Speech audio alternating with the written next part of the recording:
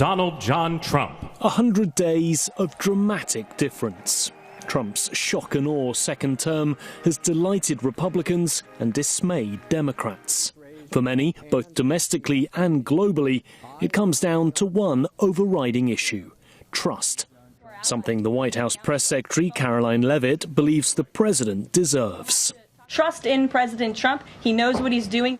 But critics and analysts, like Council on Foreign Relations senior fellow Esther Brimmer, argue trust is in short supply, in particular among global allies, shocked by the pace of change in the US. So it is unsettling, certainly, to allies to see the United States trying to change policy in multiple areas, and to have the United States advancing a radically different approach in national security, in economics, and in the social norms at the same time is incredibly disruptive. And so we have to see, where do we go from here, because the alternatives are not good.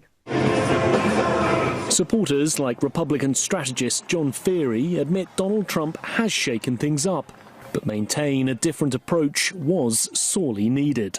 The president campaigned on being a disruptor, and boy, is he a disruptor. He has disrupted everything about Washington, from DOGE to trade tariff policy, all the way down the line. He's completely changing how we look at Washington. And some people love it, and some people don't love it, but he's done exactly what he promised he was going to do, and that is disrupt Washington. China, first row. China. Among those promises kept, upending long-standing trade relations. Japan, 46%. Not even the US's closest allies like Japan, South Korea and India have been spared sweeping tariffs. But changing rates and tariff pauses have caused further confusion and uncertainty. Their on-again, off-again nature has destabilized global markets and forced countries into negotiations. Chinese goods now face 145% tariffs.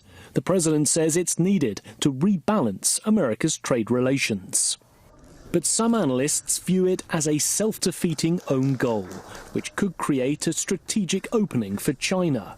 Already, President Xi Jinping has been courting southeastern nations like Vietnam, Malaysia and Cambodia, while Beijing's trade minister met with his Japanese and South Korean counterparts for their first economic dialogue in 5 years. Countries, if they want to trust China more than the United States, that's really up to them. I think at the end of the day, America is a better ally for most of these countries. And the fact is that things have to change. We're not going to continue the status quo forever. We gave you, through this stupid president, Further worrying allies is President Trump's reversal of US relations with Russia and Ukraine, as he pushes for a peace deal that appears to favor Moscow.